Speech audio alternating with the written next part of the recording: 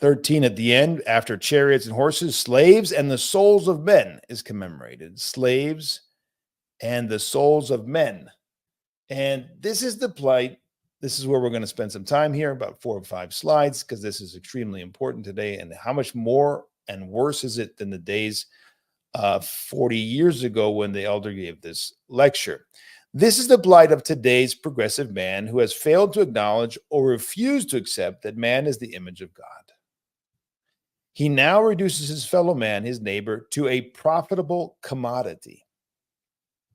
The human body is marketed today in various ways, too many times, even literally. Literally, in other words, he says the body itself, not just the soul, not just, extreme advertising, lustful advertising. He's talking about the literal human being is sold and bought. And, we like to think that slavery has been over, and people talk about the slavery that ended in America in the 1860s and all the rest. But in fact, there's tons of slavery today in the world.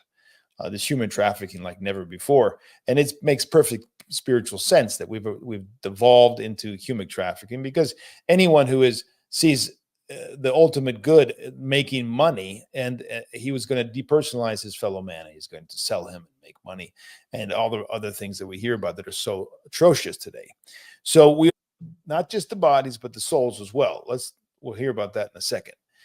And the elder says, there is nothing more beastly on this planet than when the human mind becomes the workshop of demons.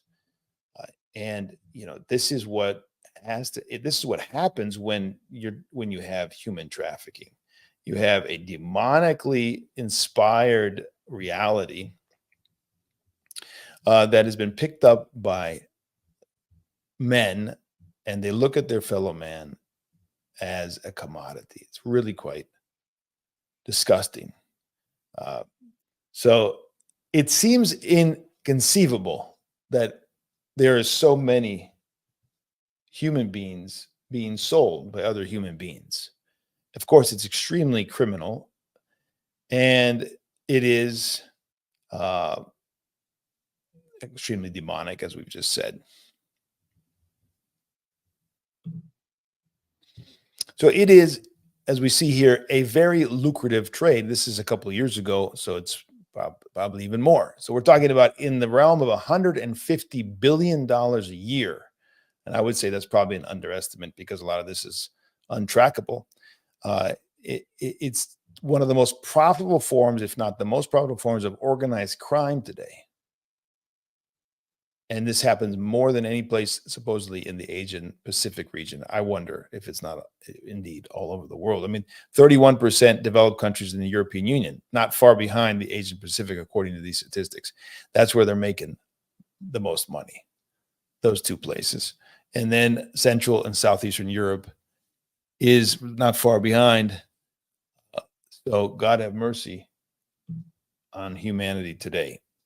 And of course, a lot of those people are being killed or being their organs, or they're being sold into sexual slavery.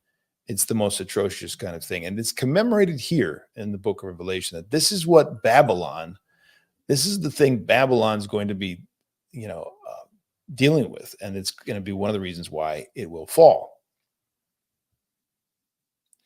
Another aspect to this disregard for the human person and making money off the human person is, of course, in the realm of food, technology, and pharmaceutical industry. They're killing human beings for profit.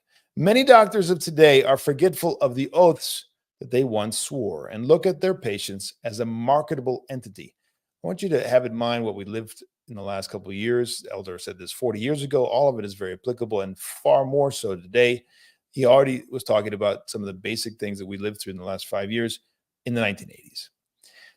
He says, the food and drug industry moves along the same lines by introducing genetically altered food products, hormone injections, and preservatives to increase shelf life and profitability. This was already going on in the 80s, apparently. I didn't know that. I mean, I was just a kid, so I wasn't paying attention. The consumer's health and well-being is not at the center of their concern, of course. The main concern of these producers is the almighty dollar. I would venture to say that the entire food industry that uses food coloring and preservatives are introducing dangerous substances to human health, making people prone to various diseases and at the mercy of the pharmaceutical industry. Interesting. The giant pharmaceutical companies are thriving today by charging exorbitant prices for certain prescriptions, especially if the disease is life-threatening. The monetary power of these corporations is such that it is not so difficult to adulterate a medicine or market it before adequate testing. Okay. Only to find out the adverse effects of their merchandise a number of years later. Now, if he was saying this in the 80s, 1983, you'd think that people in 2019, 20, 21, 22, 23, they would have been a little more cognizant of the possibilities that and what was going on at the time. Unbelievable. It's just unbelievable the amount of blind and foolish trust of humanity in these sick merchants, right, who are killing human beings, and in the millions now we're going to see and have seen as a fruit of their deceptions. God help us.